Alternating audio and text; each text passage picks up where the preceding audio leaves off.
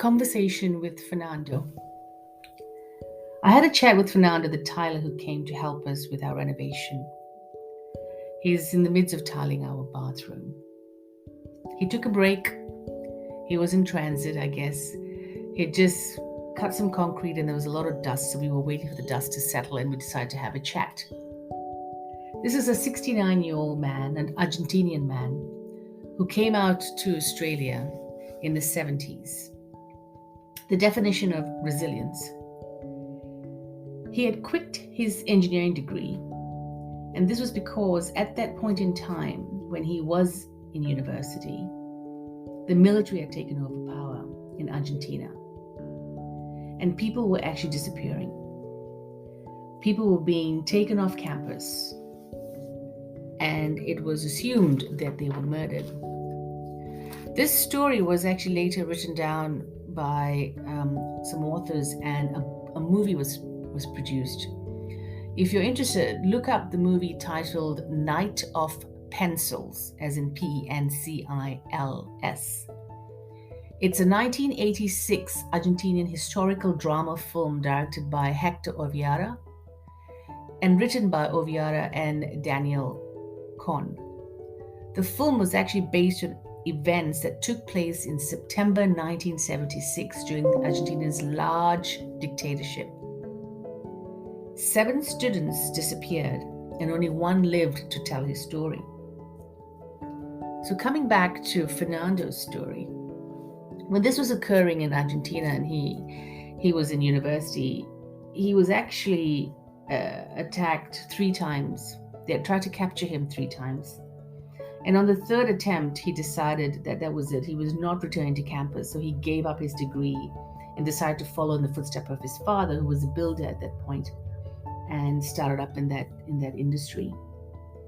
So this changed the course of his life completely. He met his wife, who was 24 years old at that time, and he was 22.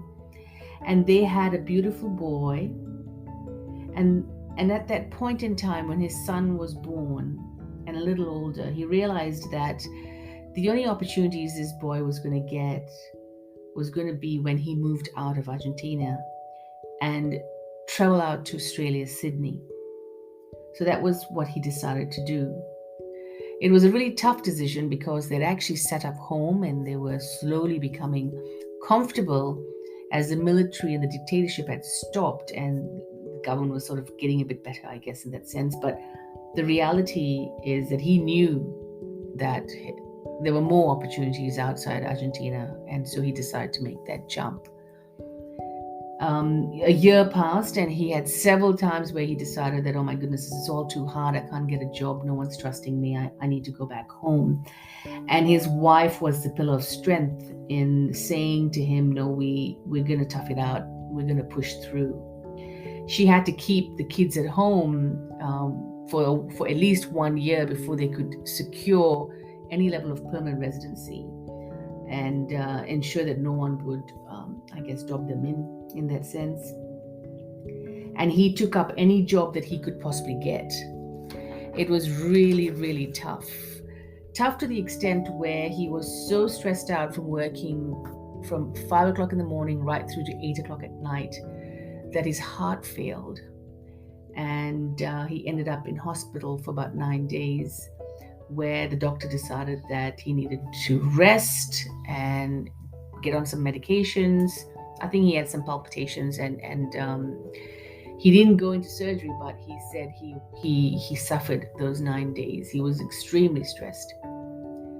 Stressed as well and as desperate, because in desperation, people make some interesting decisions. But Fernando clearly had his head screwed on right, because he was approached by a gentleman, he said, who showed him a suitcase and said, look, I know you're looking for work, and I could give you money, if good money, if you would carry this suitcase every week to Canberra.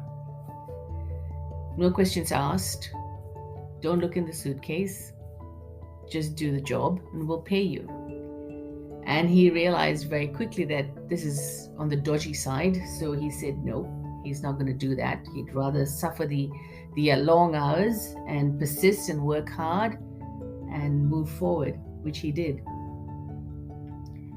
He's not been back to Argentina for about 13 years. He did visit, I think, in the early years, but he decided not to over the last 13 years because he felt the situation really hadn't changed that much. But what was interesting about his story was how he said 3,000 people went missing over that period of time with no explanation. He goes, this particular movie depicts the story of how only 7 students went missing, but the reality is there were a lot more. He's now a Tyler. He has 4 beautiful children, 14 grandchildren, and he's been married for 47 years. He is a Argentinian-born Australian. He's a Tyler, and that's his story.